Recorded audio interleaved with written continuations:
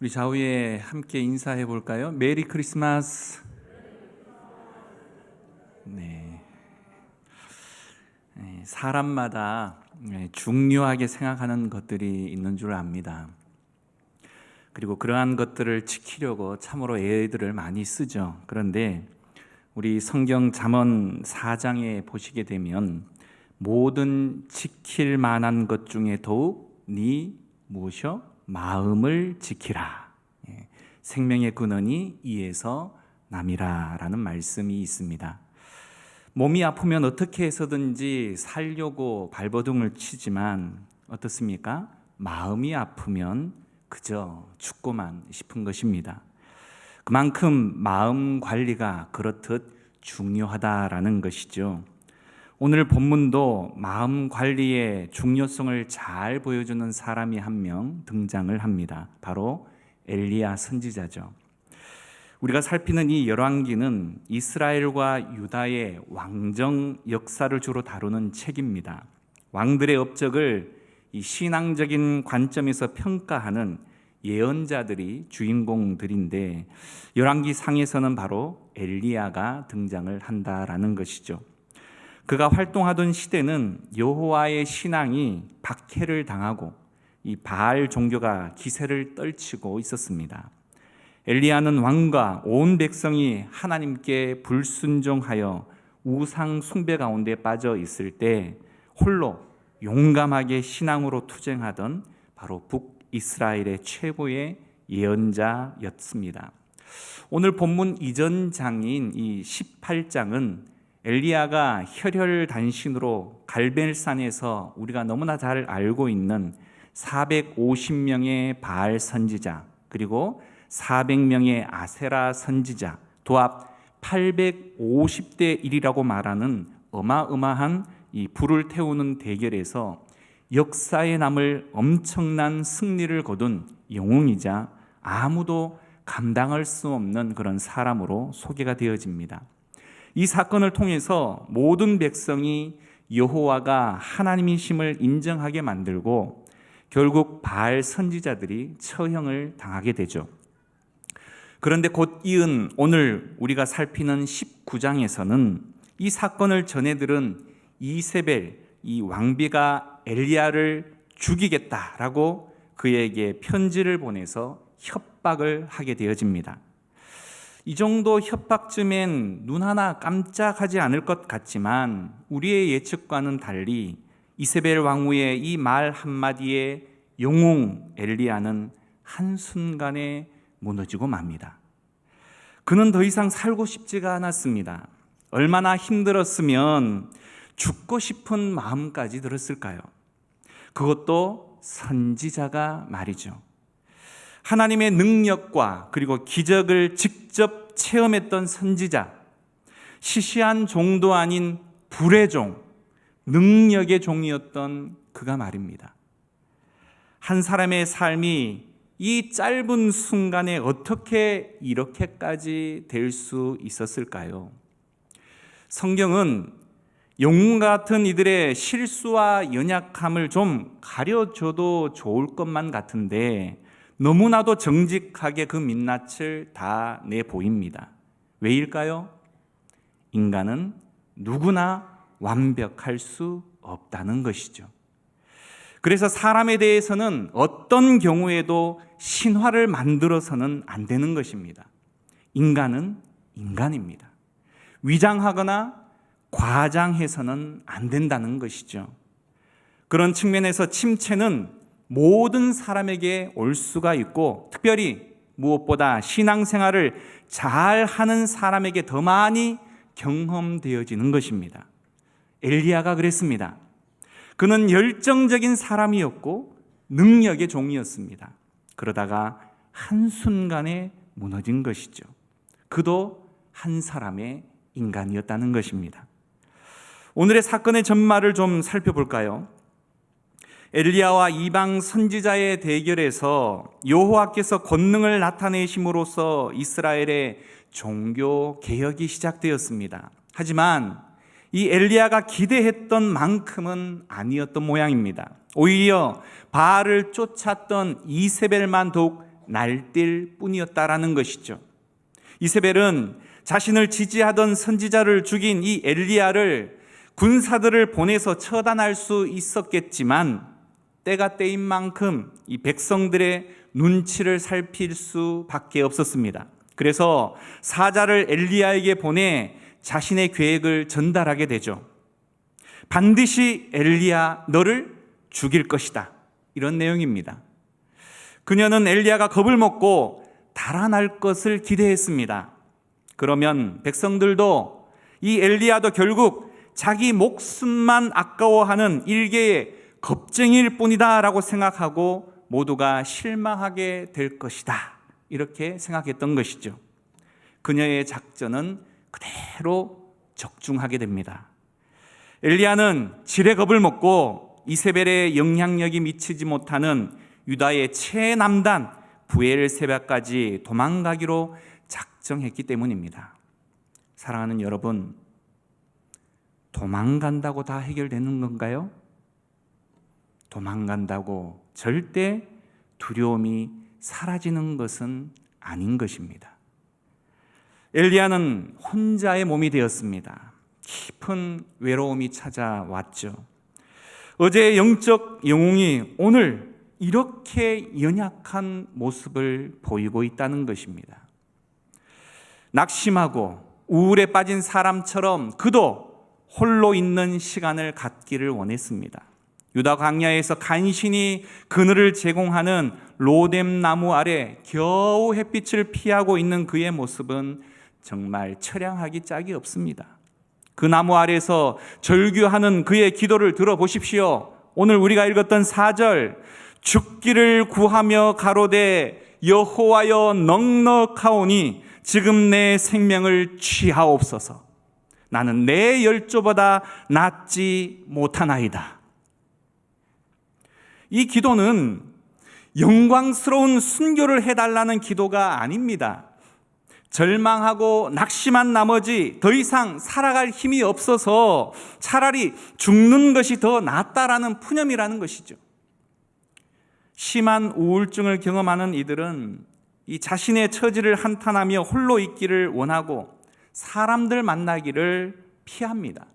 그리고 스스로를 비참하게 만드는 이 주위 사람들과 끊임없이 자신의 처지를 비교하며 자신이 열등하다라는 생각에 그저 사로잡히는 것이죠. 또한 현실이 힘드니까 당장에 닥친 이 상황을 확대 해석하는 그런 경향도 자주 발견됩니다. 영적으로 침체되면 항상 이 부정적인 쪽으로 더 많은 상상을 하게 되어져 있다는 것이죠. 이 사방이 먹구름투성이고 모두가 자신을 미워하는 것 같고, 그러다가 극단적인 우울증에 빠지면 자살 충동에 사로잡혀 죽고 싶다라는 그런 말들을 끊임없이 하게 된다라는 것입니다. 이렇게 볼 때 오늘 이 엘리야는 분명 극심한 우울증을 경험하고 있는 것입니다. 사실 엘리야는 대단히 열정적인 사람이었습니다. 모든 면에서 뛰어났습니다. 예언도 하고 기적도 행하고 여호와께서 큰 권능을 보이시고 바알의 선지자들을 죽이면 그는 이스라엘이 개혁될 것이라고 생각을 했습니다. 그런데 그가 마주한 현실은 처음보다 더 악화되었습니다. 이런 현실 앞에서 엘리야는 이스라엘의 종교 개혁이 이제 정말 실패했다라고 생각을 하고 깊은 좌절과 그리고 극심한 우울증에 빠져버리고 만 것이죠.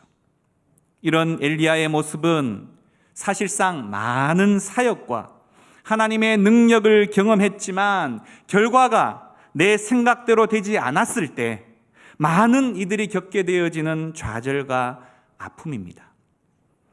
이들은 삶을 되돌아보며 아무것도 이루어 놓은 것이 없음을 한탄하고 또 주변 사람들에게 도무지 아무런 도움도 되지 못하는 자신을 책망하고 도리어 거침돌만 된다라고 자신을 비하한다라는 것이죠.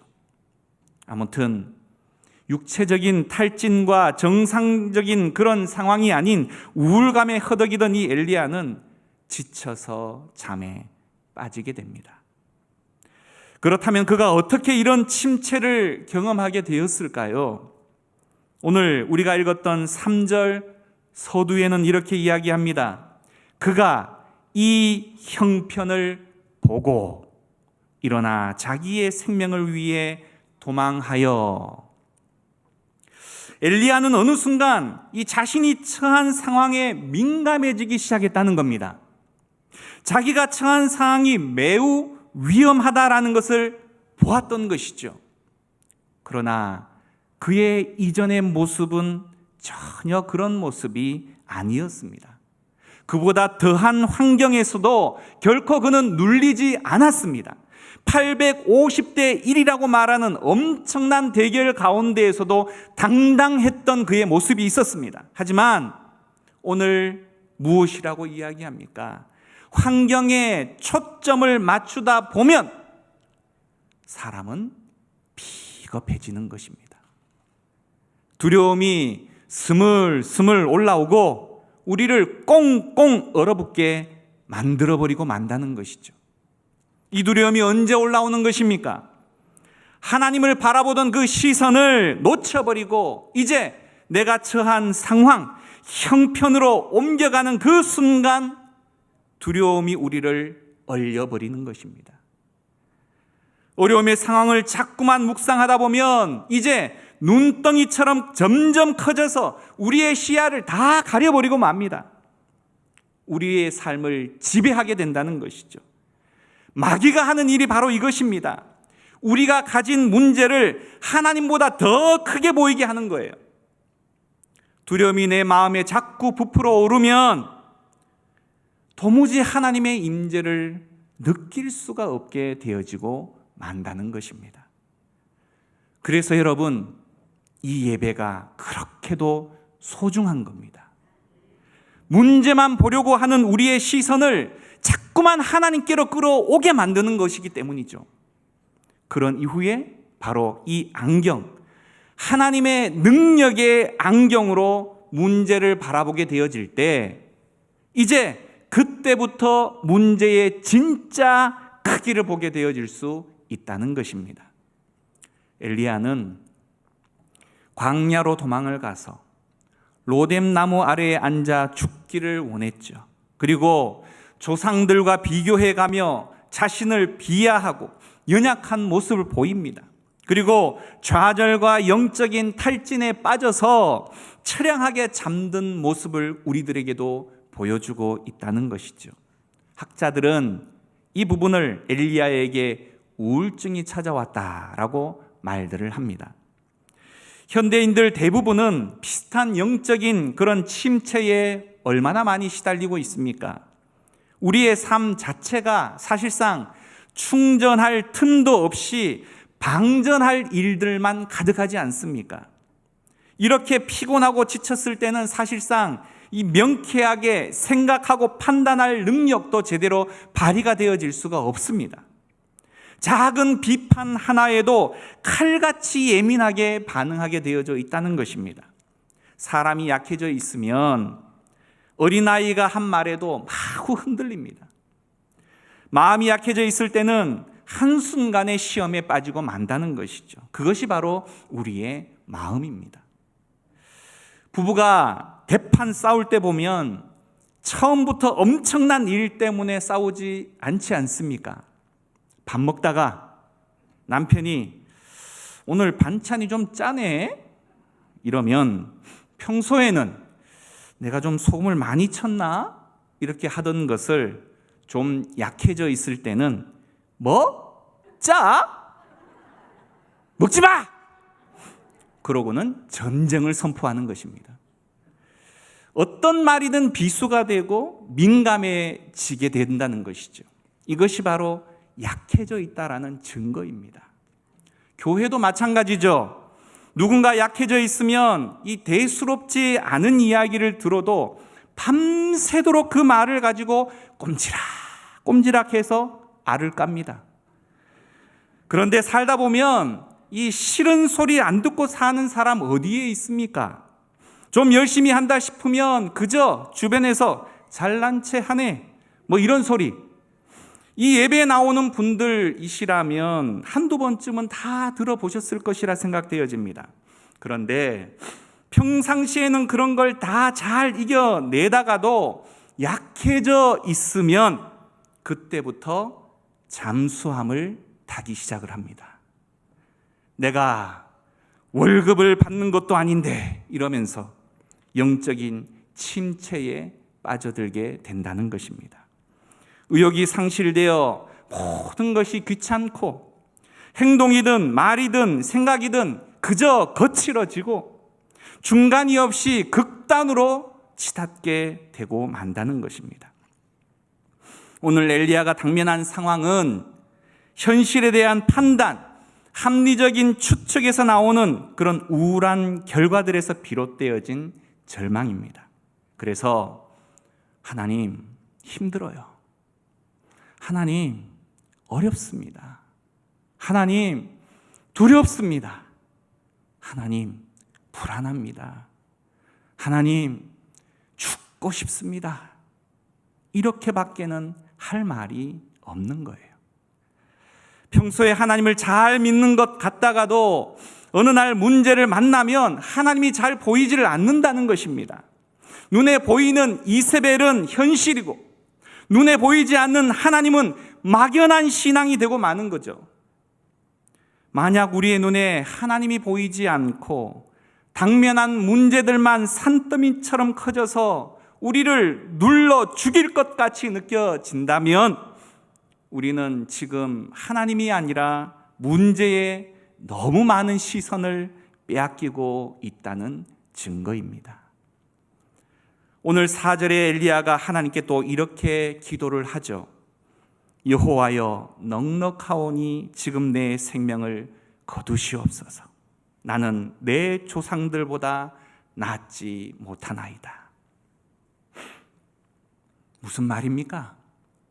자신은 이제 살 만큼 살았고 할 만큼 했다는 겁니다. 그리고 애를 쓰며 열심을 다 했으나 그 결과가 이전 사역자들보다 별반 나은 것이 없다라는 불평이죠. 지금 엘리야가 하는 말 중에 여러분 가만히 보십시오. 하나님의 말씀이 기준이 되는 말이 어디에 있는지 단 한마디도 없습니다. 그저 전부가 자신이 설정해 놓은 기준들 뿐이에요. 모두가 자기 생각들 뿐이라는 겁니다. 우리도 마찬가지이지 않습니까? 나는 막연하게 부자가 되어야만 하고 하나님을 믿기 때문에 잘 살아야만 하고 성공해야만 한다라고 생각을 합니다. 또 그것이 하나님의 뜻이라고 생각을 하죠. 그러다가 내가 기대하는 대로 되지 않으면 섭섭해하고 실망했다면서 그저 죽여달라고 악을 쓰고 발버둥을 친다는 것입니다. 좌절과 영적인 탈진에 빠져서 광야로 피신해 죽기를 간청하다가 지쳐서 쓰러진 엘리야. 이제 우리는 하나님께서 그를 어떻게 대하시는지를 한번 살펴보려고 합니다. 어찌 보면 신앙의 눈으로 바라볼 때 엘리야의 이 하소연은 하나님 보시기에 한심하게 짝이 없는 모습 아닙니까? 하지만 하나님은 그런 엘리야를 꾸짖기보다는 그의 상황으로 내려가서 이해하고 공감하신다는 사실을 우리는 주목해야 합니다. 먼저 엘리야가 휴식이 필요하다라는 것을 아시는 하나님께서는 그를 자게 했다가 깨워서 먹이시고 또 자게 만드는 일을 반복하십니다. 육체적으로 극한 피로를 느끼고 정신적으로 우울증에 빠진 이들에게 참 귀한 처방전과 같습니다. 오늘날도 여러 가지 이 스트레스와 우울증에 빠진 이들이 이 정신과 의사를 찾으면 가장 기본적으로 이런 질문을 합니다. 충분히 자고 계십니까? 잘 드시고 계십니까? 이런 질문을 한다는 거예요. 엘리야가 자고 있을 때 하나님께서는 천사를 보내서 그를 어루만지시고 또 구운 떡과 한 병의 물을 먹게 하셨다는 거예요. 반드시 그에게 필요한 육체적인 필요를 제공하시는 아주 세심한 배려를 우리는 볼 수가 있는 것입니다. 많은 사람들이 모든 문제들을 너무 영적인 시각으로만 해석하려고 또 해결하려고 하는 그런 경향들이 있습니다. 마치 몸이 없는 사람처럼 말이죠. 그런데 그렇게 접근하기 시작을 하게 되어지면 고통을 현재 겪고 있는 이들에게는 더 극심한 침체에 빠져들게 만든다라는 사실을 여러분들은 아셔야 합니다. 성령의 충만함이 있어도 여러분, 밥은 먹어야 합니다. 별로 동의가 안 되시는 모양이신데, 잘 주무시지 못하고 먹지 못하고 쉬지 못하면 아무리 신앙 좋은 사람도 짜증이 밀려오게 되어져 있다는 것입니다. 예민해진다는 거예요. 그래서 혹자는 어려운 회의를 하기 전에 반드시 맛있는 음식을 먼저 먹고 하는 것이 좋다라고 가이드를 합니다. 바로 그것이 우리 몸의 자연스러운 반응이라는 것입니다.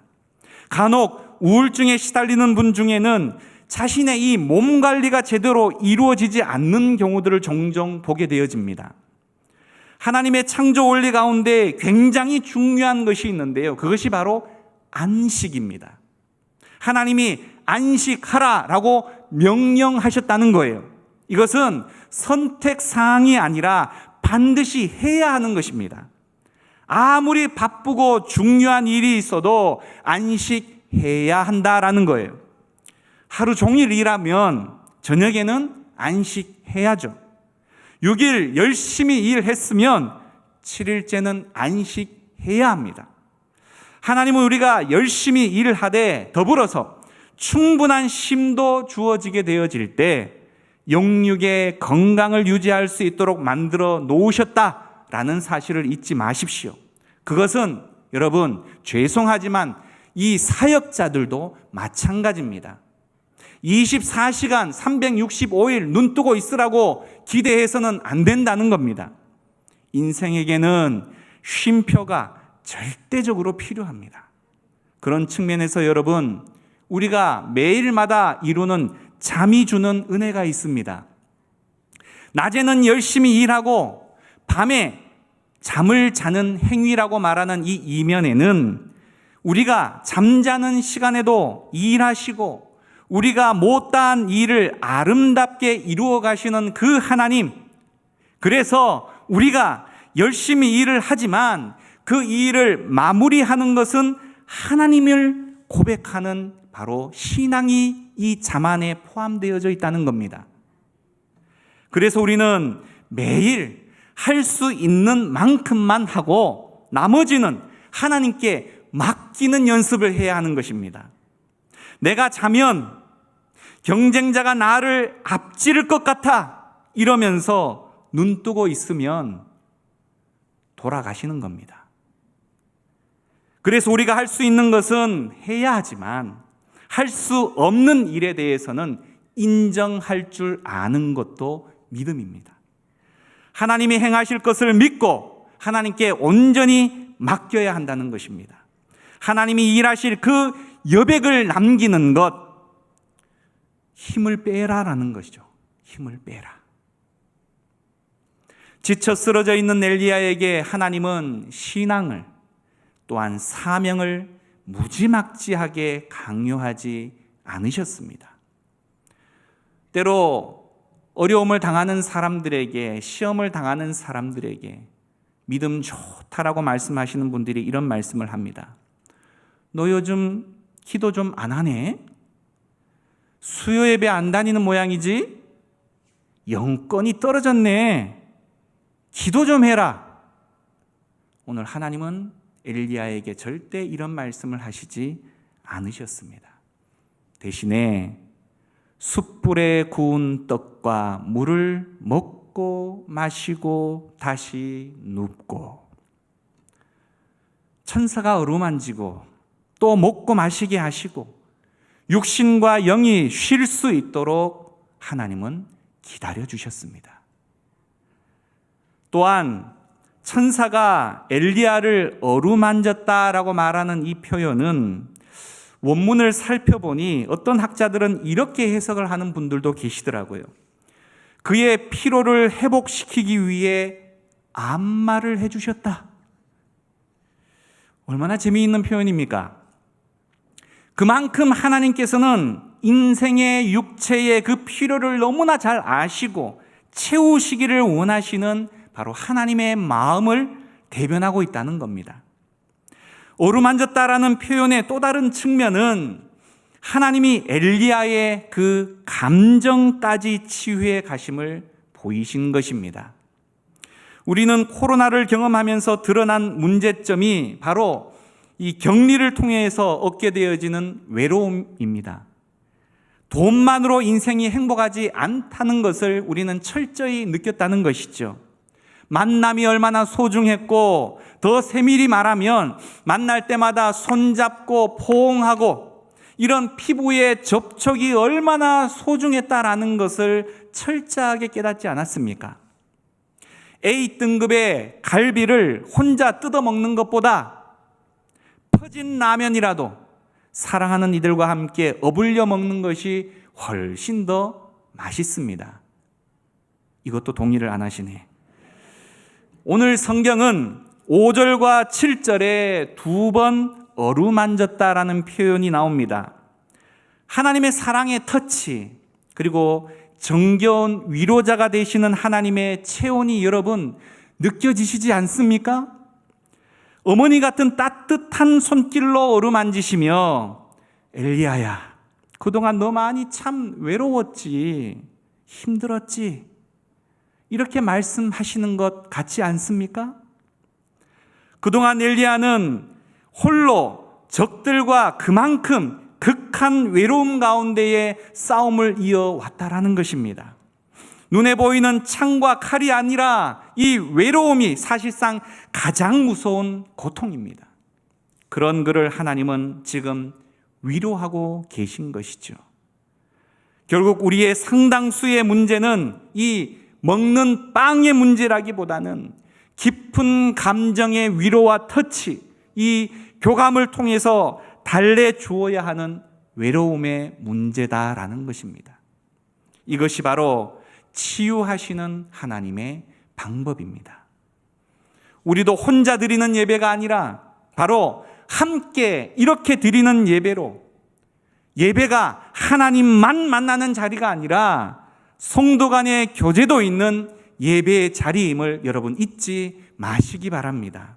그래서 진심에서 우러나오는 이 사랑의 어루만짐들을 통해 서로가 위로를 받고 외로움을 극복하는 이 놀라운 치유의 자리, 그것이 바로 이 예배의 자리라는 것입니다.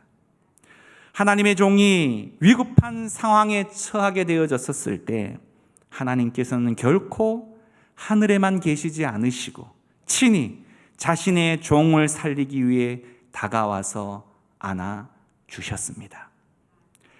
8절에 의하면 이제 드디어 엘리야가 일어나서 40일 동안 걸어서 하나님의 산 호렙, 다시 말해 모세가 십계명을 받았던 시내산에 이르게 되어집니다. 그러나 그는 여전히 무언가에 눌려있는 사람처럼 굴에 들어가 숨게 되죠. 그때 여호와께서 다시 엘리야를 찾아오십니다. 우리가 읽지는 않았지만 9절에 보면 엘리야야, 네가 어찌하여 여기 있느냐? 라고 물으십니다. 그로 하여금 자신의 가장 기본적인 사명을 다시금 깨닫도록 돕고 계신 하나님의 모습을 우리가 볼 수가 있습니다. 사실상 세상은 한 인생이 실패하면 그를 동정하거나 다시 돌아보지를 않습니다. 하지만 하나님은 실패자도 다시금 치유해서 회복시키시고 일으키셔서 그렇듯 다시금 사용하신다는 것이죠. 그래서 성도에게는 중도 포기라는 것이 없다는 겁니다. 끊임없이 자기 연민에서 빠져나오지 못하고 그저 치유에만 머무는 것은 성도의 바른 자세가 아니라는 것입니다. 회복이 되어지면 사명의 자리로 다시금 나아가야 한다라는 거죠. 연말입니다. 교회는 많은 사명자의 역할들을 필요로 합니다. 그런데 이맘때가 되면 슬슬 어디론가 숨는 분들이 계십니다. 사명은 중도 포기가 없습니다. 그만두면 안 되는 것입니다. 진정한 회복은 계속 쓰임받는 것이고 계속해서 걸어가는 것입니다. 하나님께 쓰임받는 것보다 더 큰 기쁨이 없다는 사실 여러분들도 다 잘 알고 계시지 않습니까? 그래서 사명이라는 것은 본래 있어야 할 자리로 돌아가는 것입니다. 하나님의 질문을 제대로 파악하지 못한 엘리야는 10절과 14절에 두 번이나 그동안 마음에 담아두었던 울분을 쏟아내기 시작을 합니다. 자신이 하나님께 열정과 사랑을 불살랐지만 어떻게 헌신한 자신을 만군의 하나님께서 목숨을 부지하기 위해 도망다니는 처지로 만들어 놓으실 수 있냐고 마구 원망을 쏟아낸 것입니다. 여러분, 어디서 많이 듣던 이야기 아닙니까? 우리 주변에서 때로 내가 하던 말들과 참으로 비슷하지 않으십니까? 하나님의 일을 열심히 했는데도 종종 실패하고 좌절하는 우리의 마음에 있는 말을 사실상 오늘 하나님 앞에서 엘리야가 이야기한 것입니다. 엘리야는 다른 사람들과 비교하기를 그치지를 않고 하나님을 진정으로 섬기는 자기 혼자만 남아서 하나님의 대변인 역할을 하고 있다는 생각이 어찌 보면 그를 영적인 외톨이로 만들었던 것 같습니다. 하나님의 일을 할 때 그래서 성도들 모두가 함께 동력하는 풍토가 이루어지지 않게 되어지면 누군가는 오늘 이 엘리야와 같은 푸념을 하면서 탈진하게 되고 결국 우울증에 빠지게 되고 마는 것입니다. 사역을 포기하려는 이 엘리야의 온전한 회복은 하나님의 세미한 음성을 통해서 드디어 완성에 이르게 됩니다. 새로운 소망, 이 소명감을 가지고 살 수 있도록 하나님은 엘리야에게 다시금 나타나 주시죠. 통상적인 계시 방식이었던 바람, 지진, 불 대신에 세미한 음성으로 나타나 주십니다. 실로 하나님은 특정한 방식에 묶여 계신 분이 아니시라는 것입니다. 세미한 하나님의 음성을 끊임없이 듣는 사람은 이렇듯 사람들의 비난에 휘청거리지 않을 수 있는 것입니다. 말씀 묵상을 매일 하는 것이 그래서 그렇게도 중요한 것입니다. 세미한 음성이라고 말하는 것은 뭐 그리 대단한 것이 아니라 매일 아침 순간순간마다 하나님이 나에게 들려주시는 음성이 바로 세미한 음성입니다. 그 말씀이 나를 살려낸다는 거예요. 그 말씀의 능력을 믿어야 한다는 것입니다. 말씀을 들으면 내 영혼이 살아난다는 것입니다. 그 말씀을 간절히 사모하며 기대하게 되어질 때 하나님께서는 오늘 이 설교뿐만이 아니라 다양한 방식을 통해서 우리에게 세미한 음성을 들려주신다는 겁니다. 육체적으로 탈진하고 정신적으로 우울감에 빠진 엘리야를 재워주시고 천사를 통해서 안마와 정서적으로 위로를 가져다 주시고 먹여주시며 호렙산에서 만나 다시금 세미한 음성을 통해서 자신의 임재를 느끼게 하신 하나님은 이제 드디어 그에게 새로운 사명을 허락하여 주십니다. 결국 엘리야에게 이미 끝나버린 실패와 같이 보이는 것들이 하나님에게는 결코 실패가 아니라 성취를 위한 일련의 과정이었다라는 것을 우리는 알 수가 있다는 겁니다. 여러분은 현재 실패의 자리에 있는 것이 아닙니다. 성공의 하나님의 뜻의 과정에 있다라는 사실. 그리고 이러한 사명을 감당하는데 이제 결코 홀로 버겁지 않도록 다시금 탈진을 맛보지 않도록 함께 일할 동력자를 붙여주십니다. 나는 너를 통해서 계속해서 일할 거야. 너는 이제 결코 혼자가 아니야. 이렇게 말씀하시는 거죠. 지쳐 쓰러진 엘리야를 버리지 않으시고 끝까지 함께할 것임을 말씀해 주고 계신 것입니다. 먼저는 바알에게 무릎을 꿇지 않은 7,000명의 이스라엘의 백성들을 붙여주십니다. 뿐만 아니라 조력자로 엘리사를 붙여주셨습니다.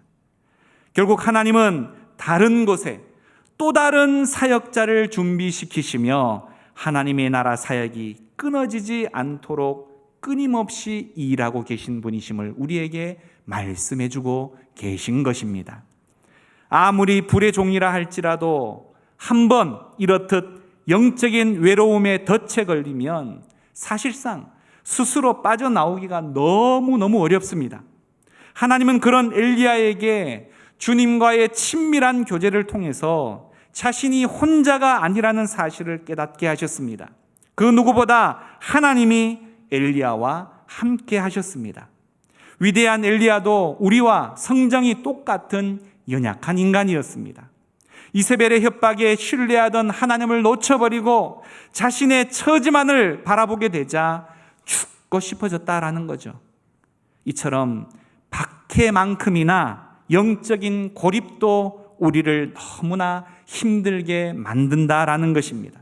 그래서 우리는 너무 이 자신의 문제에 집중해서 오래 붙들고 앉아 있음으로써 문제를 더 악화시키는 경향들이 있다라는 사실, 사단은 이 사람들의 이 감정을 자극하고 과장해서 너는 불행한 사람이야 라고 부채질하며 더 두렵게 느끼도록 만든다는 것입니다. 그러면 우리의 눈은 어두워지고 위기만 보게 되어진다라는 거죠. 엘리야가 실패했다라고 생각을 했지만 그것은 그의 느낌이었을 뿐이지 믿음의 현실은 아니었다라는 사실. 우리의 감정을 그래서 너무 과신하지 말라는 겁니다. 오히려 하나님의 섭리를 신뢰하라는 겁니다. 절망 중에 아무리 돌아보지 않는 곳에 우리가 처해 있을지라도 하나님은 우리를 기억하고 계시고 우리를 찾아오십니다. 그리고 육체적인 필요와 피로를 만져주시고 회복시켜 주십니다. 우리의 모든 넋두리도 그리고 한숨도 들어주십니다. 새로운 비전과 사명을 주심으로 다시금 일어나게 만드십니다. 믿음으로 열심히 가다가 어려움을 만났을 때 중단해버리면 힘든 것만 남습니다. 하지만 끝까지 달려갈 길을 포기하지 않고 달려가면 우리 안에 놀라운 간증이 남게 되어집니다. 결국 우리는 누구를 보느냐의 문제입니다. 자신의 처지와 형편을 볼 것인가? 아니면 우리의 영원한 인도자요 도움이 되시는 하나님을 바라볼 것인가? 하나님은 태산처럼 우뚝 서서 우리를 현재도 지키시고 계십니다. 아무리 영웅과 같은 믿음의 사람일지라도 오늘 이 엘리야가 경험한 우울증을 모두가 다 경험하게 되어집니다. 목사도 예외는 아닙니다. 다양한 요인들이 있겠지만 그 깊이만 다를 뿐 누구나 하나님 앞에 죽기를 호소하는 시기가 있다는 것입니다. 그런 상황에 맞닥뜨린 이들을 향해서 우리는 비난의 눈초리나 매서운 율법의 잣대를 들이대기보다는 따뜻한 위로, 사랑을 전해줄 수 있어야 합니다. 세상의 아픔을 공감해주는 하나님의 백성이자 교회가 되어질 수 있어야 한다는 것입니다. 엘리야가 7,000명의 믿음의 동력자 그리고 엘리사를 만난 것 같이 교회된 우리가 그 역할을 해야 한다는 것입니다. 또한 현재 엘리야와 같이 신앙의 위기 앞에서 무력감을 느끼고 극한 외로움에 탈진되어 갈 때 그 상황을 받아들이지 못해 자신을 율법주의로 자꾸만 학대하는 것을 이제 그만 멈춰야 합니다. 그리고 육체적으로 정신적으로 쉼을 허락해야만 한다는 거죠. 그 다음에 하나님을 만날 수 있는 혼자만의 이 호렙산을 찾아야 하는 것입니다. 그것이 예배당이 되어질 수도 있고 집의 골방이 되어질 수도 있을 겁니다. 그곳에서 하나님의 새로운 임재를 느끼시고 그분이 주시는 새로운 사명을 찾아야 합니다. 그리고 우리의 사명과 사역을 함께 감당하기 위해 하나님이 보내주시는 동역자들을 발견해서 그들과 함께 일하셔야 합니다. 이런 과정을 거치게 되면 스트레스와 탈진, 우울을 이겨내고 더욱 귀하게 쓰임받는 하나님의 사람들이 되어질 것입니다. 우리 주님께서는 우리의 고민을 너무나 잘 아십니다. 그리고 우리가 낙심하는 그 원인도 너무나 잘 아시는 분이십니다. 그러나 우리 주님은 그 고민보다 더 크고 능력이 있으신 분이심을 믿으시길 바랍니다. 그 주님이 우리를 향해 이렇게 말씀하십니다. 사랑한다. 너를 사랑한다. 내가 너를 사랑한다. 이 세밀한 음성이 우리의 모든 수치와 외로움과 두려움을 눈 녹듯 사라지게 하고 영육을 돌아보시며 치유의 시간을 거치게 하신 주님이었음을 지금도 여전히 다듬어가고 계심을 깨닫게 하십니다. 힘들다고 고백할 때 동행하셨던 주님, 지금도 나와 함께 하심을 간절하게 믿으며 그 주님을 믿기에 다시금 힘을 내서 일어서는, 결단하는 이 저녁 되어지기를 간절히 소망합니다. 우리 주는 위대하며 능력이 많으시도다.